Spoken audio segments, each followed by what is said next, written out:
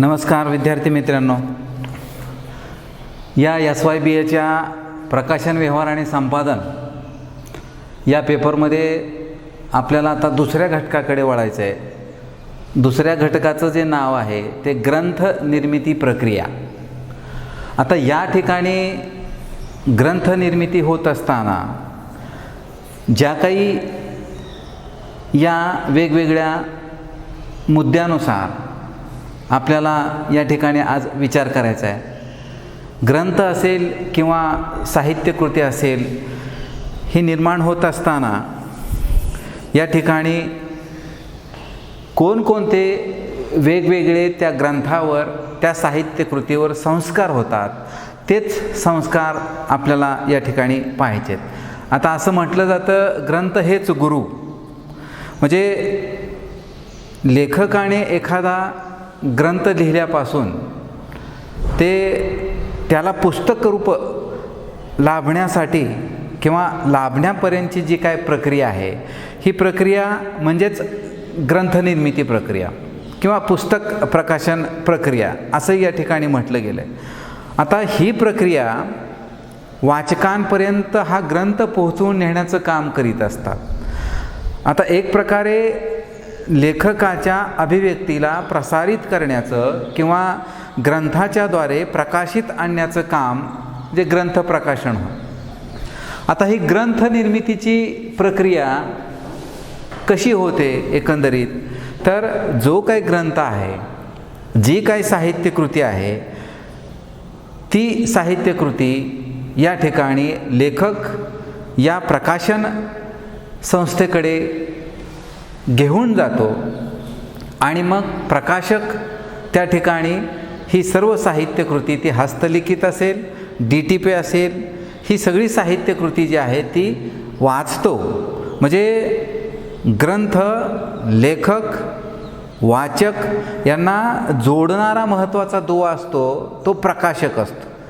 आणि या प्रकाशकाने नेमलेल्या किंवा विक्रीस ठेवलेल्या दुकानातून वाचकांना हे ग्रंथ किंवा या साहित्यकृती या उपलब्ध होत असतात। आता आजच्या ऑनलाईनच्या जमान्याचं बोलायचं असेल किंवा ऑनलाईनबाबत बोलायचं असेल तर आपण बघतो अमेझॉन किंवा फ्लिपकार्ट ही या ठिकाणी वाचकांना उपलब्ध करून देणारी किंवा जे काही साहित्यकृती निर्माण होतात, जे काही ग्रंथ प्रकाशित होतात, हे वाचकांना उपलब्ध करून देणाऱ्या या नवीन म्हणजे ऑनलाईन पद्धतीला म्हणजे अमेझॉन आणि फ्लिपकार्ट याद्वारे सुद्धा आज आपल्याला वेगवेगळे ग्रंथ, वेगवेगळे साहित्यकृती या दोन कंपन्यामार्फत किंवा अमेझॉन आणि फ्लिपकार्टमार्फत अनेक पुस्तकं ऑनलाईन वाचकांना उपलब्ध करून दिली जातात।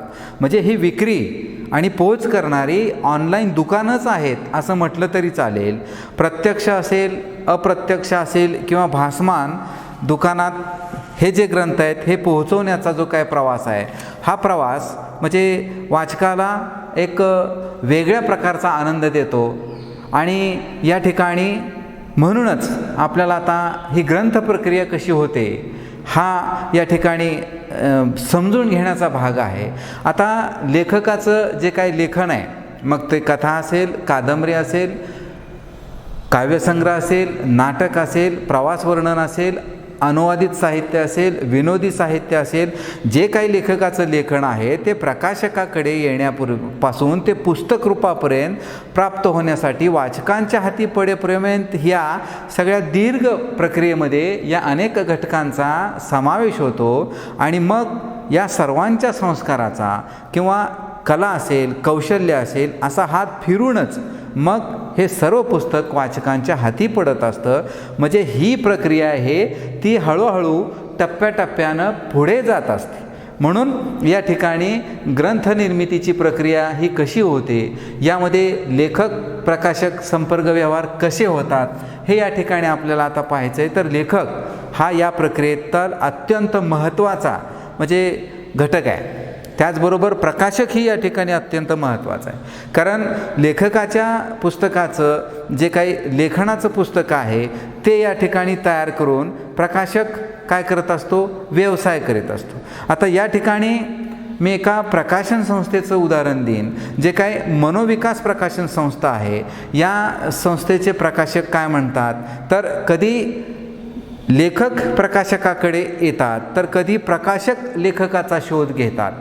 म्हणजे लेखकाला एखादा विशिष्ट विषय दिला जातो आणि त्याच्याकडून वेगवेगळे ग्रंथ किंवा वेगवेगळ्या साहित्यकृती या लिहून घेतल्या जातात आणि मग या ठिकाणी ती साहित्यकृती किंवा तो ग्रंथ लोकांना आवडेल न आवडेल किंवा या ठिकाणी त्याची या ठिकाणी जे काय आवडतं ते प्रसिद्ध करण्यापेक्षा जी वाचकांची अभिरुची आहे, जी आवड आहे, ती कशी वृद्धिंगत करता येईल, ती कशी वाढवता येईल याकडे काही प्रकाशकांचं लक्ष असतं किंवा त्याची या दृष्टिकोनातून विचारदृष्टी असते.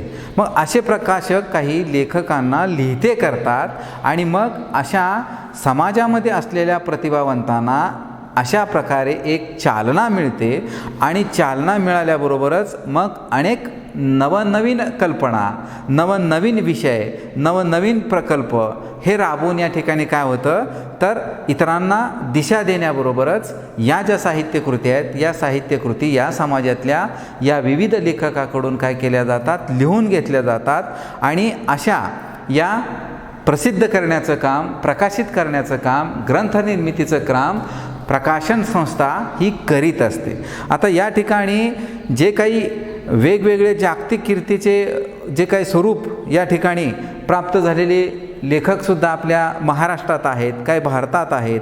म्हणून या ठिकाणी 1952ला पॉप्युलर प्रकाशनाची मुहूर्तमेढ या ठिकाणी रोवली गेली आणि अशा या 1952ला पॉप्युलर प्रकाशन सुरू झाल्यानंतर जे काही 1945 नंतरचे नवकथालेखक गंगाधर गाडगीळ असतील, अरविंद गोखले असतील, अशा नवकथाकारांना वाचकापर्यंत पोहोचण्याचं काम या मनोविकासचे प्रकाशक रामदास भटकळ यांनी केलेलं आपल्याला आढळतं. म्हणून असे जे काही नवलेखक आहेत, जे काही नवोदित मंडळी आहेत, जी काही प्रतिभावंत आहेत, जे अत्यंत चांगला विषय वाचकांना देऊ शकतात, ते असे नवनवीन विषय या ठिकाणी काही लेखकांना देऊन असे काही प्रकाशक किंवा अशा काही प्रकाशन संस्था या समाजातल्या लेखकांना लिहितं करतात आणि अशी ही ग्रंथनिर्मिती या ठिकाणी होते.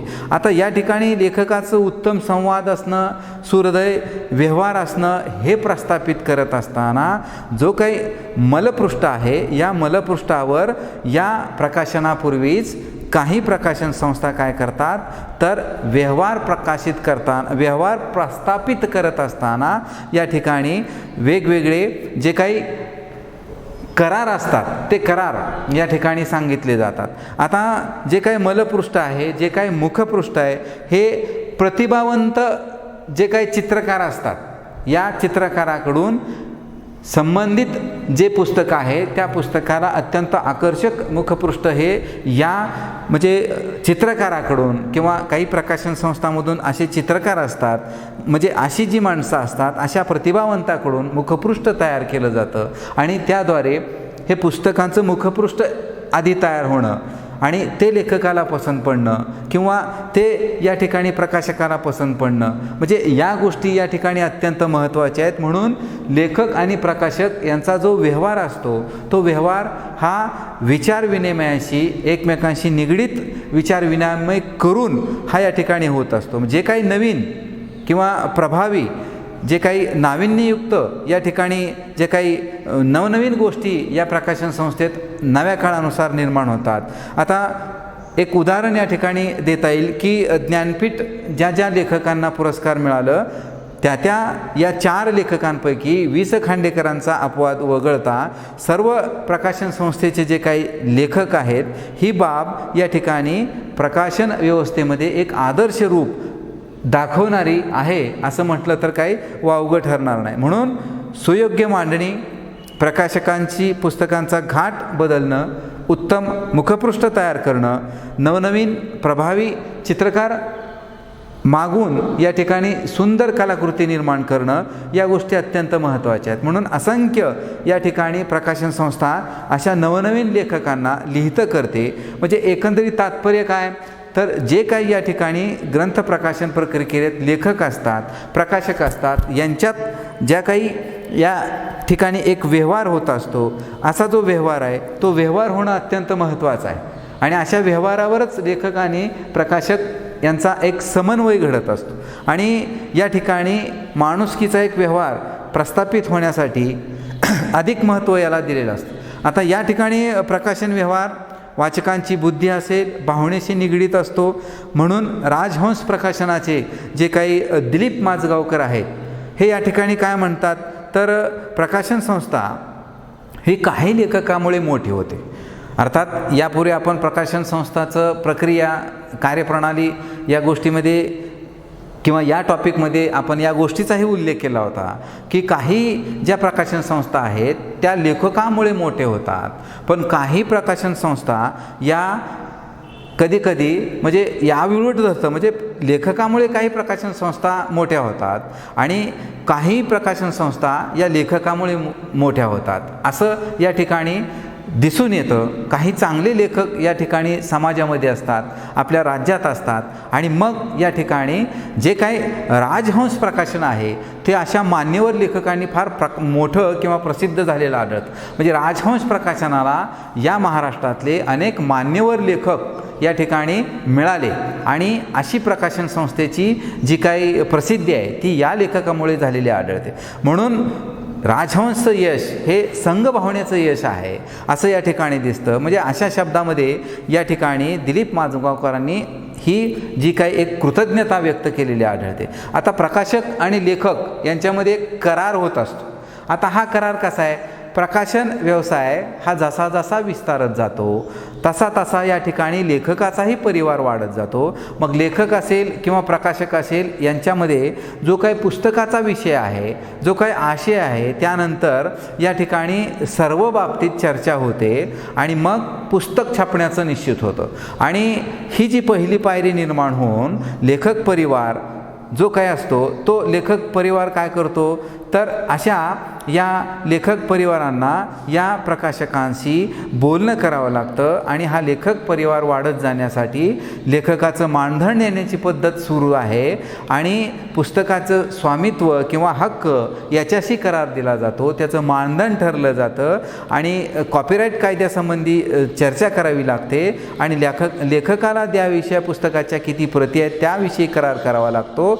सर्व गोष्टी लिखित स्वरूपात होतात. म्हणजे हे करार होणं अत्यंत दोघांच्या दृष्टिकोनातून महत्त्वाचं स्थान आहे. जर आपण लेखक प्रकाशक करार जर नाही केले तर पुढं बऱ्याचशा गोष्टी वादात्मक होतात, हे आपल्याला दिसून आले. याचं एक उदाहरण असं आहे की या लेखक आणि प्रकाशक यांच्यामध्ये होणारा जो करार आहे तो अत्यंत महत्त्वाचा आहे आणि या कराराचं प्रातिनिधिक जे काही रूप असतं ते या संस्थेकडे असतं आणि त्याचा उपयोग हा आपल्याला फाईल जतन करून किंवा कागदपत्र जपून ठेवणं हे अत्यंत महत्त्वाचं असतं. कारण भविष्यामध्ये यदा कदाचित त्याचे जर वाद चिघळले गेले, त्याचे जर वाद उफाळून आले तर अनेक या ठिकाणी वेगवेगळ्या गोष्टी उद्भवतात.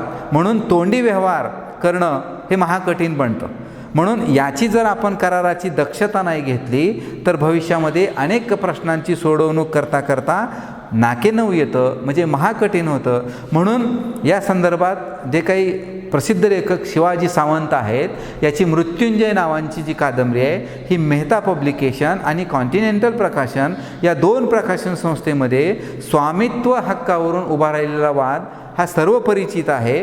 म्हणून असे करार हे लेखी होणं अत्यंत महत्त्वाचं असतं आणि तोंडी करार हे घातक ठरतात. म्हणून कायदेशीर बाबी बाळगून या ठिकाणी लेखक आणि प्रकाशक यांचा या ठिकाणी काय केला जातो, करार केला जातो. आणि अशा करारानंतर ही जी फाईल आहे, ही जी कागदपत्र आहे ही व्यवस्थित या ठिकाणी संकलित करून ठेवतात.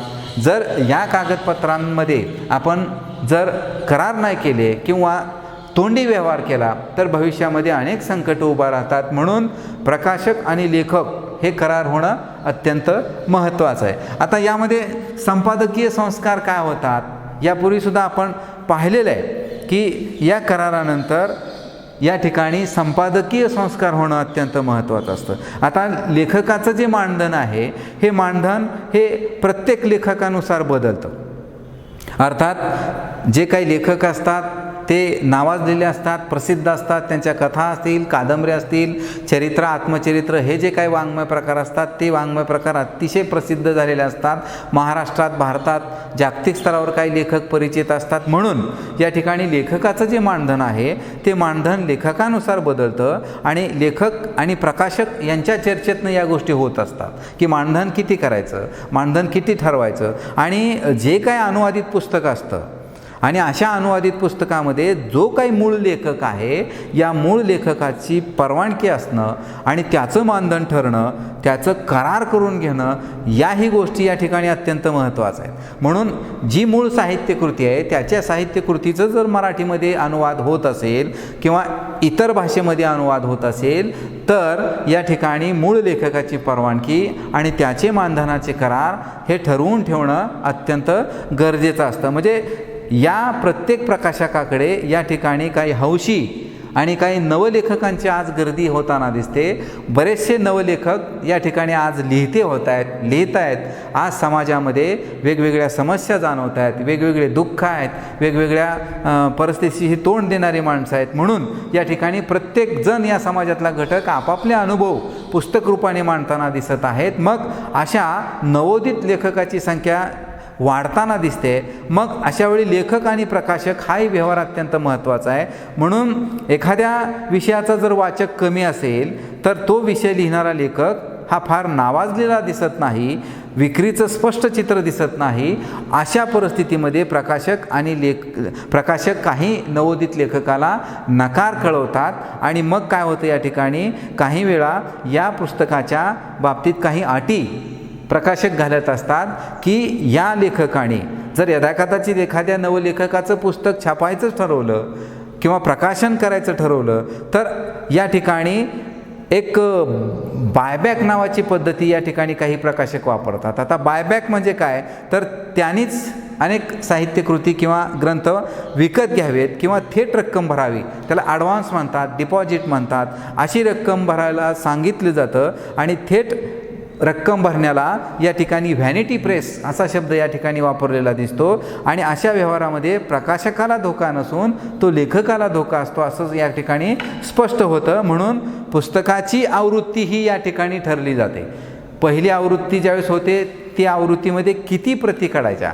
जर चांगल्या एखाद्या पुस्तकाला किंवा एखादी आवृत्ती 1000 काढली, 5000 काढली किंवा 500 काढली, त्या आवृत्तीची विक्री झाली, पुनरावृत्ती त्याची काढायची असेल तर त्याला या ठिकाणी काय करावं लागतं, या वाचकांचा प्रतिसाद कसा आहे हे पाहावं लागतं. आणि जर चांगला प्रतिसाद मिळाला तर दुसऱ्या आवृत्तीचं स्वरूप आपल्याला लेखकाच्या किंवा प्रकाशकाच्या परवानगीनं ते ठरवता येतं. म्हणजे अशा गोष्टी या ठिकाणी अत्यंत महत्त्वाच्या आहेत. आणि अशा या गोष्टी करून संपादकीय संस्कार या साहित्यकृतीवर किंवा ग्रंथावर काय होतात तर प्रकाशक काय करतो, कोणत्याही प्रकाशन संस्थेचा प्रकाशक हा अत्यंत महत्त्वाचा केंद्रबिंदू आहे आणि प्रकाशनाच्या संपूर्ण रचना प्रक्रियेमध्ये तो सगळ्यात अत्यंत महत्त्वाचा असतो.